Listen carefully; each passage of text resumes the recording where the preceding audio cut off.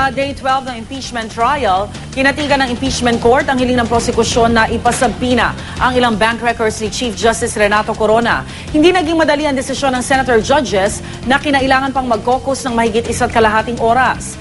Pero sa huli, naglabas din po ng sabina para ipatawag ang manager ng dalawang bangko kung saan may peso at dollar account umano si Corona, sa Bank of the Philippine Islands at sa Philippine Savings Bank. Pero sa court ruling na binasa ni Senate Majority Leader Tito Soto, nagtakda ng limitasyon ang impeachment court.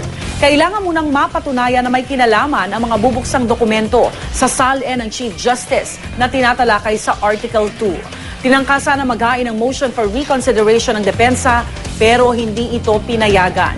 Ayon kasi kaya Senator Judge Cheese Escudero, ang senator judges lamang ang pwedeng mag-apela sa court ruling.